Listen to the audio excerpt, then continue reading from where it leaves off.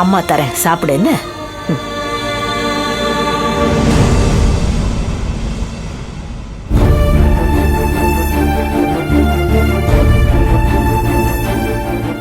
போதுமா?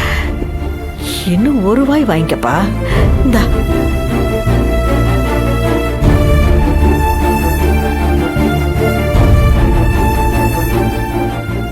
அம்மா, இவரு உங்ககிட்ட ஒரு விஷயம் பேசணும்னு சொன்னாரு.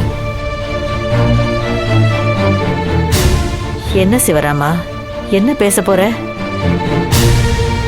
ஏன் அமைதியா இருக்கீங்க? என்கிட்ட சொன்னத அம்மா கிட்ட சொல்லுங்க.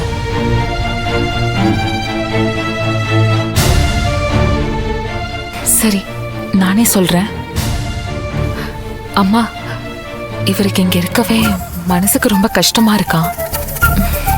பேசாம வேற ஊருக்கு போயிடலாம்னு சொல்றாரு.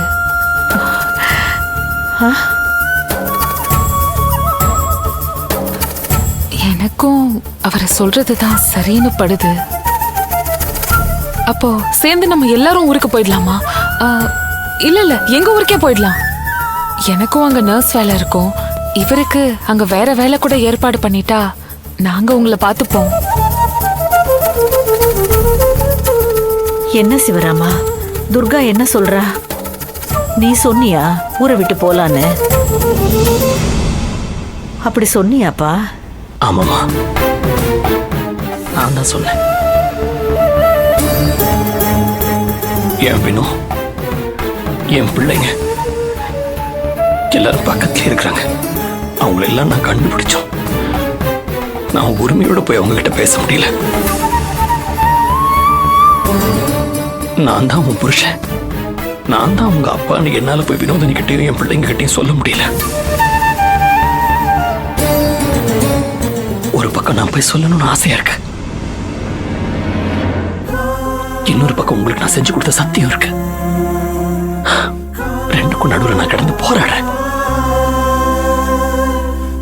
எங்க நான் உங்களுக்கு செஞ்சு கொடுத்த சத்தியத்தை முறிச்சிருவணும்னு பயமா இருக்குமா?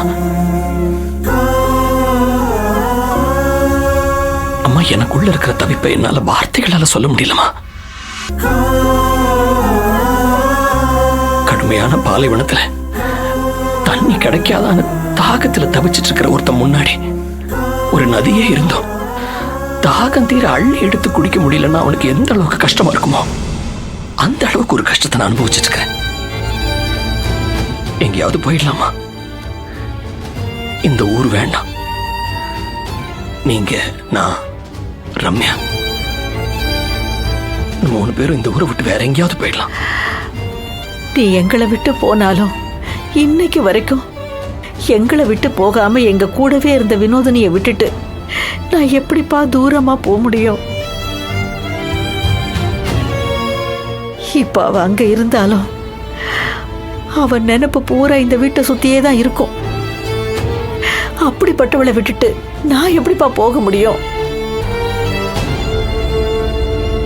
அவ மூச்சு காத்து இல்லாத ஊருக்கு என்னால வர முடியாதுப்பா. என் பேர பசங்களை விட்டுட்டு என்னால வர முடியாது. சிவராமா, எனக்கு நீயும் வேணும், அவளும் வேணும்டா.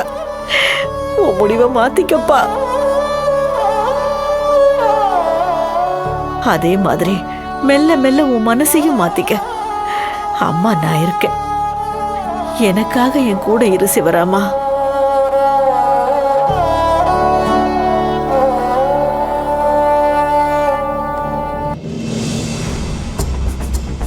எப்படியாவது ஊருக்கு கூட்டிட்டு போயிடலான்னு பார்த்தா அம்மா முட்டுக்கட்டை போடுறாங்களே.